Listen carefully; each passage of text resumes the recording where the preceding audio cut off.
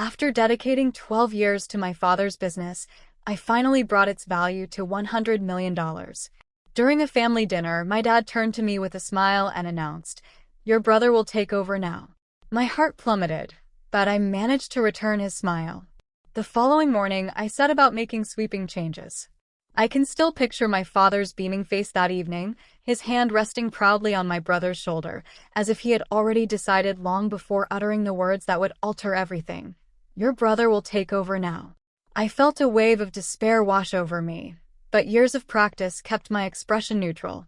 I smiled back, pretending his words hadn't struck me deeply, as if they weren't unraveling a dozen years of my hard work in an instant.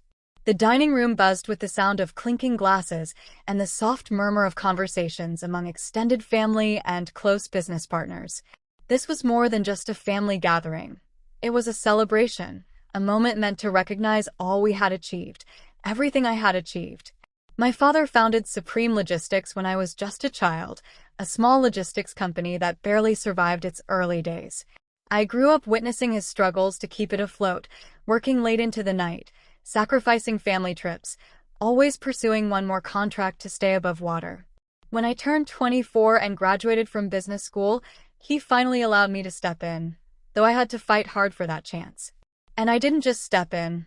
I transformed Supreme Logistics from a struggling regional player into a national leader, expanding operations, landing million-dollar contracts, and incorporating state-of-the-art technology. What was once a nearly bankrupt company now stood as a $100 million industry leader. Yet, in that moment, none of it seemed to matter. My father had already chosen my brother Liam to take the reins, not me. A slow wave of approval rippled around the table, with murmurs of congratulations directed at Liam. I watched him lower his gaze, pretending to be modest, but I knew the truth. Liam had never truly cared about the business. He had spent the last 10 years bouncing from one failed venture to another, never finding his place. He had no interest in logistics or operations, but he craved power. I had spent 12 years proving my worth, building Supreme Logistics from the ground up, making tough decisions, working late into the night, and negotiating contracts. Liam had done none of that. And yet, here we were. Still, I swallowed my feelings. I had learned long ago that in this family, showing vulnerability was a sign of weakness. I reached for my wine glass, steadying my hand before raising it. "Smile, Victoria," I told myself, my voice steady and controlled. To Liam. The guests lifted their glasses, unaware of the turmoil brewing within me. My mother shot me a glance from across the table, her expression inscrutable, but I knew she understood. Unlike my father, she had always recognized the hard work I put in, yet she wouldn't intervene. She never did. Meanwhile, my father beamed with that same unwavering confidence, completely oblivious to the fact that his choice had set a chain of events in motion. Liam caught my eye from across the table, a smirk barely concealed at the corners of his lips. In that moment, I realized this wasn't merely my father's decision. Liam had been anticipating this. He had carefully positioned himself, playing the part of the devoted son who had finally discovered his purpose. And my father, ever the traditionalist, saw no flaw in his reasoning. A son should inherit the empire. A daughter? Well, a daughter's contributions were always seen as temporary, a mere footnote in history, regardless of how hard she fought to prove otherwise. But what they failed to grasp, what neither of them had considered, was that I had spent 12 years not just building a company but solidifying my place within it. And tomorrow morning, they would discover exactly what that entailed. That night, sleep eluded me. My mind replayed every sacrifice I had made for Supreme Logistics, the late nights, the birthdays I missed, the relationships that crumbled under the weight of my ambition. I had poured everything into this company, and now they expected me to simply step aside. No, they had underestimated me. By 3 a.m., I found myself in my home office, my fingers flying across the keyboard. Every contract, every share, every executive agreement. I understood the inner workings of this company better than anyone else.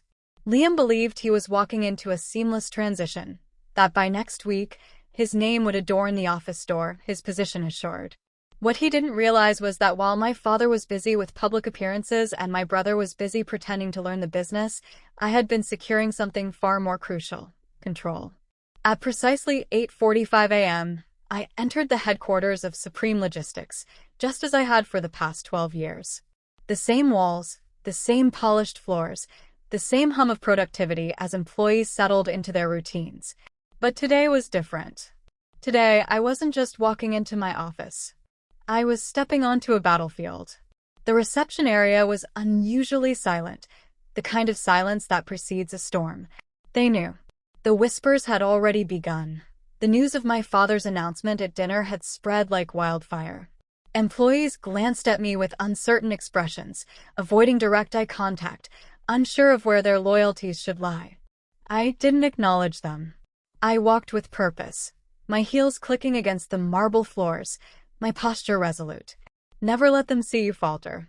I entered my office, shutting the door firmly behind me.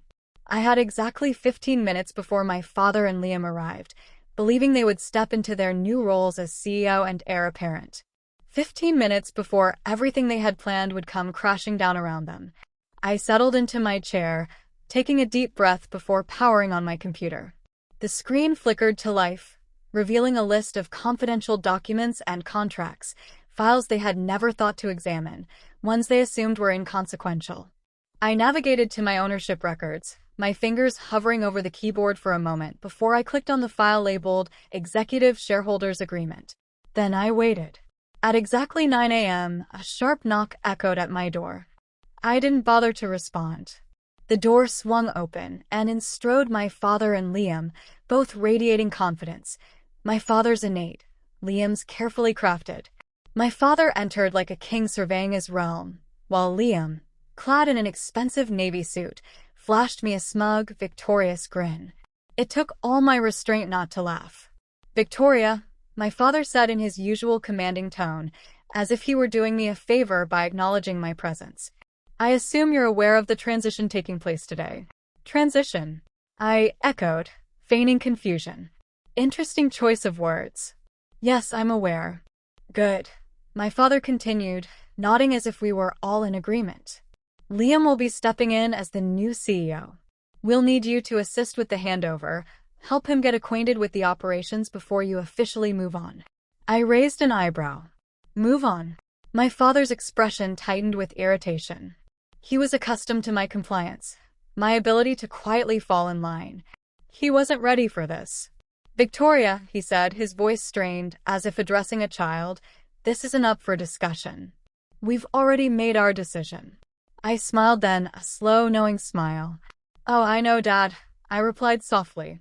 "The thing is, you don't have the authority to make that decision." Liam let out a low scoff, shaking his head. "Victoria, don't make this difficult. We're trying to do this the easy way." I remained silent. Instead, I reached for the remote control and pressed a button. The large screen on my office wall illuminated with a document, the very one I had been reviewing earlier. Executive Shareholders Agreement, signed August 17, 2015, with the signatories Victoria Wayne, Robert Wayne, father, and Liam Wayne. My father's face drained of color. I turned to Liam. "Do you even know what this document is?" He crossed his arms, shifting uncomfortably. "A shareholders' agreement," he ventured. I nodded. "Yes. And do you know what it states?" I tapped the screen, highlighting a critical clause. This document was created during the restructuring of Supreme Logistics. It clearly indicates that any transfer of executive authority, like appointing a new CEO, requires the consent of all majority shareholders. I locked eyes with my father. "Dad, I hold 60% of the company's shares." The silence that followed was thick and oppressive. My father's expression turned steely. "That's impossible," Liam muttered, stepping closer to scrutinize the document. "Actually, it's very possible," I replied smoothly. "While you were busy failing at every startup you attempted, and Dad was preoccupied with his role as the family patriarch, I was doing something else." I leaned in closer. I was securing my position. I turned back to my father. "Remember when you needed funding for expansion in 2017? You transferred an additional 15% of your shares to me in exchange for my investment. And in 2019, during that legal dispute, another 10% was assigned to me as collateral, which you never bothered to reclaim. That, combined with my original 35%, makes me the majority shareholder. My father's jaw tightened, but Liam was visibly panicking. You must be bluffing, he spat. I pulled out a second document. This is the latest legal filing with the state. Want to verify? Liam snatched the paper and scanned it, his complexion paling with each passing moment. You can't do this, he stammered. Dad, tell her she can't do this. My father remained silent, fully aware that I had legally outmaneuvered him, and there was nothing he could do about it. I exhaled slowly, rising from my seat. I'm not firing you, Liam, I said. I wouldn't want to push you into the real job market. But you will report to me, and you will work under my leadership. Otherwise, I gestured toward the door. You're free to leave. Liam turned to my father, desperation in his eyes, but for the first time in his life, my father had no answer, no way to resolve this, because this wasn't his company anymore. It was mine. The silence in my office was stifling. Liam still clutched the legal document, his fingers turning white from gripping it too tightly. My father stood rigid beside him, his expression inscrutable, but I knew better. He was calculating, searching for a way out of this. There wasn't one. I had spent years preparing for this moment, not because I anticipated betrayal, but because experience had taught me never to assume loyalty when power was at stake. For the first time in my life, my father looked at me as if he didn't recognize me. Perhaps he never truly had. So that's it. Liam finally spoke, his voice dripping with bitterness. You're just taking everything? I let out a soft, humorless laugh. Taking everything? I echoed, stepping closer to him. Liam, I built this company from the ground up. Every contract, every expansion, every innovation, I made it happen while you were busy failing upward. I was the one keeping this company alive.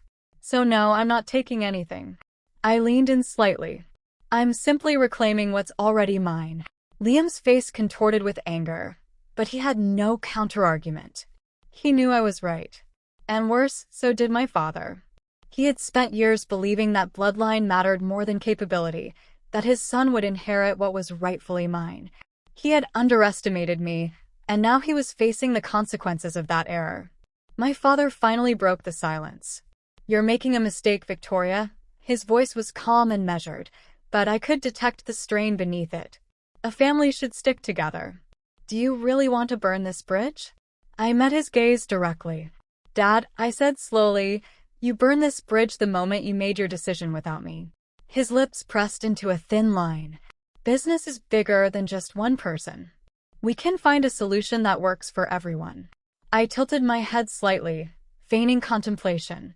Oh, I agree. That's why I'm offering you both a choice. I turned to Liam first. You can stay in the company, I said, keeping my tone smooth and professional, but you won't be CEO. You'll take on an advisory role with limited authority. Your salary will be generous, but you will report to me. Liam stiffened, but I pressed on. Or I continued, you can walk away. I'll buy out your shares at market value. You can take the money and find a new project to invest in. My father scoffed. You're acting like you hold all the cards. I smiled. I do. A heavy silence followed my declaration. I let them sit in it, allowing them to feel what it was like to be powerless. Finally, my father exhaled, shaking his head as if in disbelief. I never thought you'd do this, he muttered. Not to your own family. I felt a sharp sting at his words. Not to your own family. I wanted to tell him that he was the one who had done this, that he had chosen to push me aside, to treat me as if I were temporary. But I held my tongue because in the end, it didn't matter. What mattered was that I wasn't going to let them take what I had built. Not now, not ever. Liam was the first to storm out. Good riddance. I knew my brother well enough to predict his next move. He would go to our relatives and family friends, portraying himself as the victim of corporate betrayal. I didn't care. I wasn't here to win their approval. I was here to secure my future. My father lingered for a moment longer, as if waiting for me to reconsider. When I didn't, he nodded slowly. You've changed, he said quietly. I met his gaze. No, Dad. I just finally stopped pretending. Then he left. I exhaled and sank back into my chair. I should have felt triumphant. I had fought for my place and emerged victorious. But as I stared at the empty doorway, I felt something else, a quiet, lingering ache. A part of me had always yearned for my father's approval.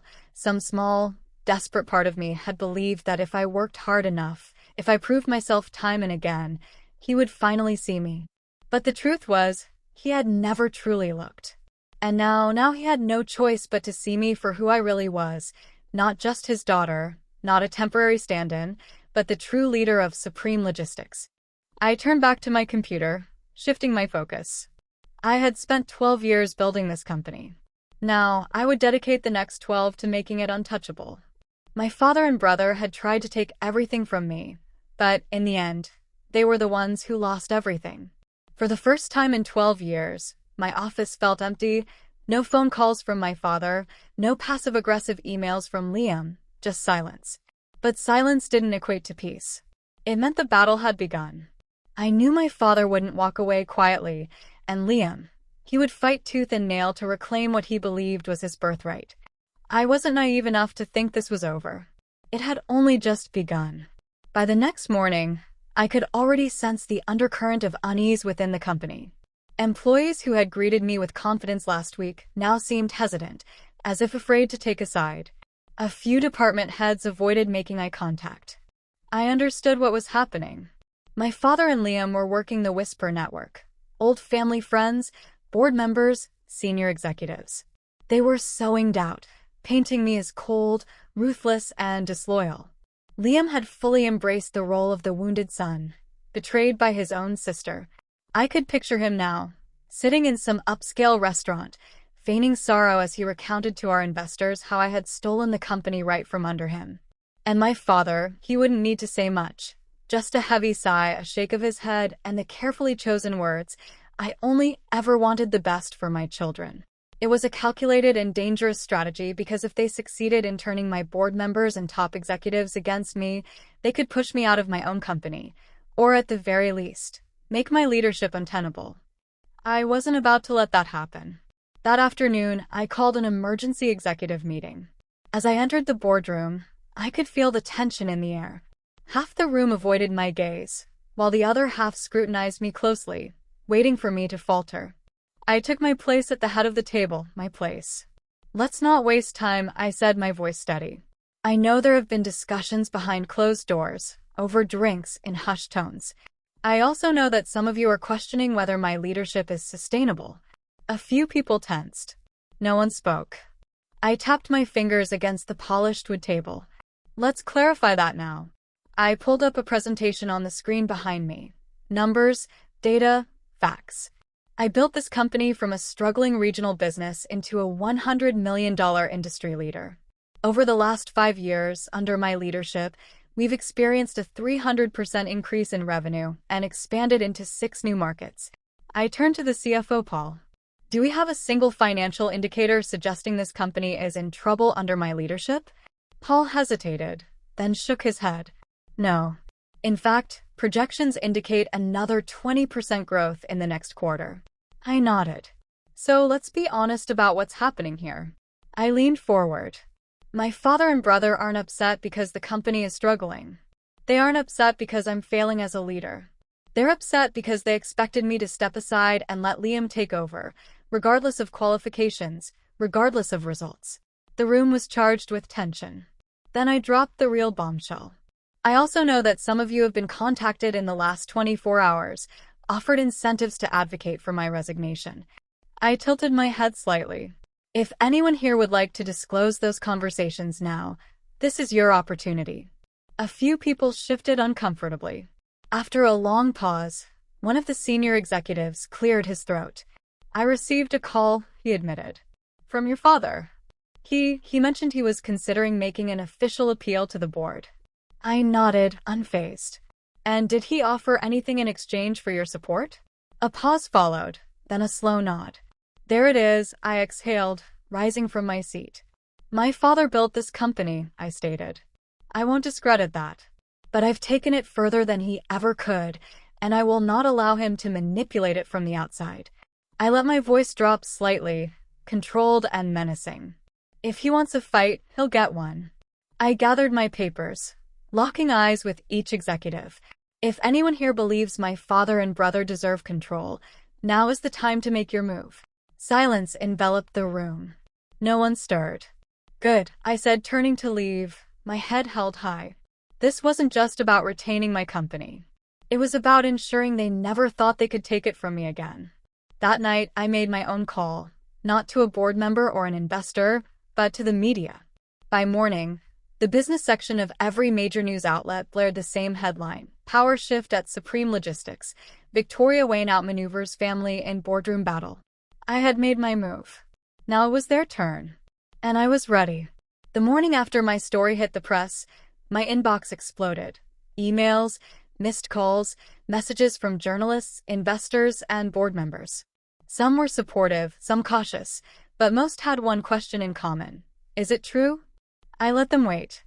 I understood the game my father was playing. He had spent decades mastering the art of public perception. He knew that reputation carried weight in business. If he couldn't defeat me in the boardroom, he would try to undermine me in the public eye. And that was precisely what he was attempting to do. By noon, the first counterattack arrived. A press release, meticulously crafted and carefully worded, yet filled with falsehoods. Supreme Logistics has always been a family-run business. We are saddened by recent developments, but remain committed to upholding the values that built this company. Changes in leadership are inevitable, and we hope to transition smoothly as we move forward. It was subtle, but I understood its true message. Victoria is reckless. Victoria is unstable. Victoria is not a team player. I wasn't surprised. I was, however, furious. I sat in my office, watching the news as industry analysts debated my leadership. Was Victoria Wayne too aggressive in her takeover? Will her lack of cooperation hurt the company in the long run? Can she recover from this PR disaster? They spoke as if I wasn't watching, as if I wasn't already plotting my next move. Because if my father and Liam wanted a public war, I was more than ready to give them one. I didn't issue a statement. I didn't call a press conference. Instead, I made one phone call to an old friend in investigative journalism. I have something for you, I said. But you'll need to move quickly. An hour later, I sent over documents, emails, financial reports, internal records, evidence that Supreme Logistics, under my father's leadership, had engaged in questionable business practices over the years, practices I had spent the last decade quietly rectifying. The story broke within 24 hours. Behind the scenes at Supreme Logistics, a legacy of hidden debts and financial cover-ups. The article was ruthless. It praised my leadership for restoring the company's financial health, criticized my father's past mismanagement, and most importantly, it demonstrated that I was the sole reason Supreme Logistics had survived. Just like that, the narrative shifted. The board ceased to doubt me. The investors stopped hesitating. And my father, he had nowhere to hide. 2 days later, my father finally called. I let the phone ring 3 times before picking up.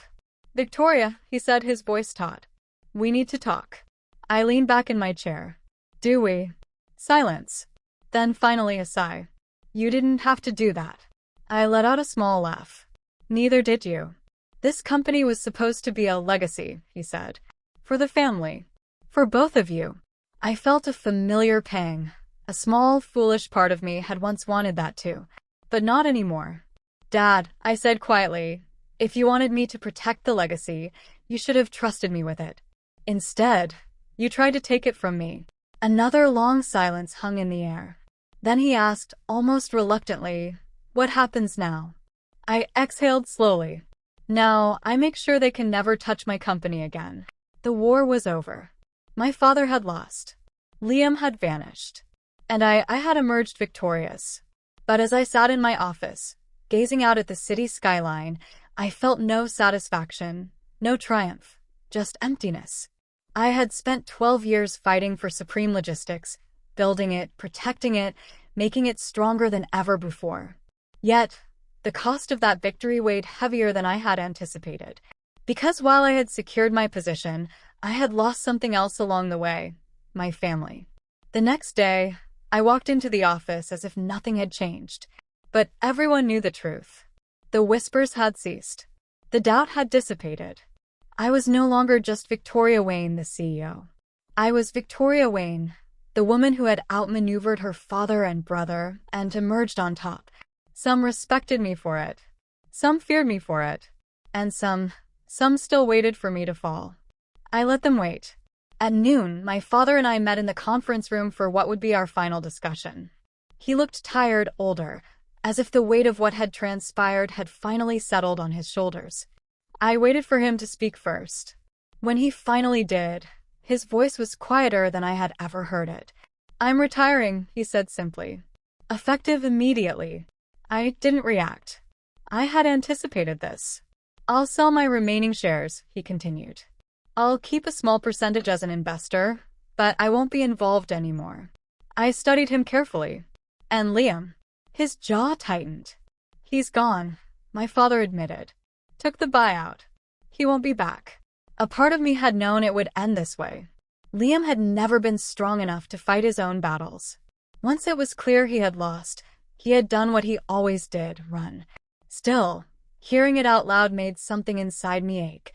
Not regret, not guilt, just the finality of it all. I nodded. Understood. My father exhaled, rubbing his temple as if he had a headache. Then, after a long pause, he said something I never expected. "I underestimated you." It wasn't an apology, but it was the closest thing I would ever receive. And strangely, I found that I didn't need it anymore. A month later, Supreme Logistics was unrecognizable compared to its former self. The old board members who had aligned themselves with my father and Liam were gone. The executives who had questioned my leadership had been replaced. The company had always thrived under my guidance, but now it was truly mine. And with that control came a fresh vision. I introduced initiatives my father had always dismissed, modernized systems he deemed unnecessary, and expanded into industries he had been too cautious to explore. Within 6 months, profits surged. Within a year, we had surpassed the $100 million mark. For the first time in my life, I wasn't just fighting to prove myself. I was fighting to create something that no one could ever take from me again. A year after everything unfolded, I met my father for dinner. It was the first time we had spoken since his retirement. He looked different, quieter. He wasn't angry anymore, just resigned. "I read about the latest deal you closed," he said over his drink. "It was a smart move." I smirked slightly. "I know." A ghost of a smile flickered across his lips. There was no tension between us anymore, no battles left to fight, only the simple, undeniable truth. He had tried to push me aside, and I had proven him wrong. He lifted his glass. "To Supreme Logistics," he said. This time, when I clinked my glass against his, I felt no anger or resentment, only peace, because I had already won, and I no longer needed his approval to recognize it. As I sit in my office today, overlooking the city where I built my empire, I reflect on the lessons this journey has taught me. That family can be your greatest adversary, that loyalty is a currency, not a guarantee, and that power is never given, it's taken. But most importantly, I've learned that sometimes the best way to prove your worth is to stop seeking validation and build something so formidable that they can never ignore you again. I have no regrets. Supreme Logistics is mine now, and I intend to ensure that no one ever forgets it.